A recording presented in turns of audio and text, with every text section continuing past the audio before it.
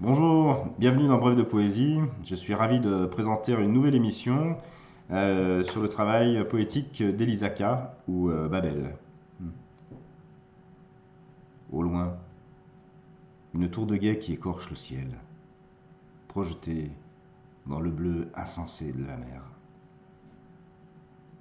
L'arche des palmiers m'ouvre un chemin d'ombre et de lumière, et j'avance mes pas sans savoir où je vais.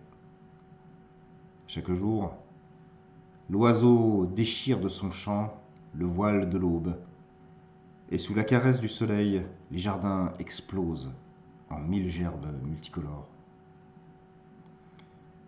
La brise marine exalte les effluves tenaces des citronniers quand les jasmins retiennent leur souffle jusqu'au crépuscule. Être là, loin des lumières qui s'enténèbrent, loin des masques sans visage et des vides au cœur qui s'envisagent. Là où l'on n'est plus que soi. Maintenant, un texte court qui est magnifique.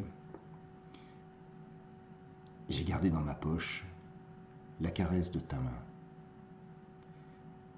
Je m'y réchauffe l'hiver quand j'ai si froid de toi. Magnifique.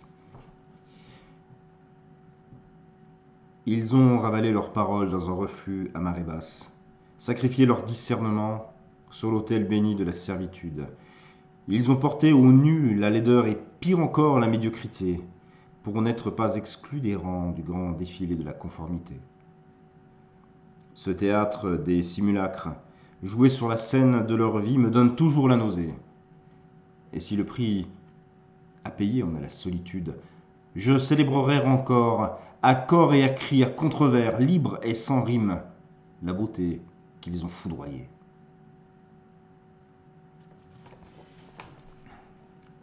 Un texte qui s'intitule Aux voleurs. Il y eut d'abord les voleurs de feu, qui semaient l'effroi partout où ils passaient. Puis les voleurs de terre, élevant des murs et créant des frontières qui ne sont que blessures. Les voleurs d'enfance, ces profanateurs d'innocence, qui s'octroient le droit de la souiller à jamais. Les voleurs d'âme, se nourrissant seulement de l'enfer qu'ils font vivre aux autres. Et enfin, les voleurs de rêves, qui nous achèvent mieux que les chevaux. Aphone. J'ai rangé tous mes mots mal aiguisés dans le vieux tiroir à couteau, bien repliés dans un gant de velours.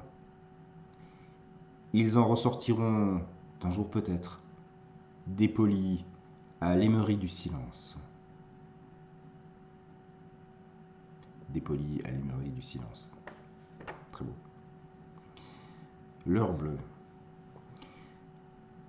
Il s'était dit, c'est la dernière fois.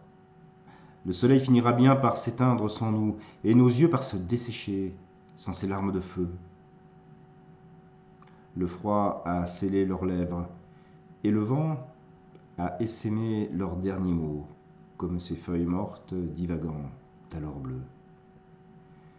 Mais sous ses ailes, l'oiseau a gardé leur histoire au chaud. Jusqu'à quand?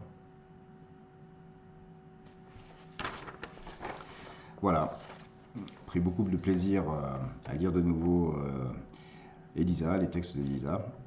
Et bien sûr, au cours de cette saison, il y aura d'autres occasions où nous retrouverons sa poésie. En attendant, je vous souhaite de passer une très très belle journée et merci pour votre écoute et votre fidélité. À bientôt.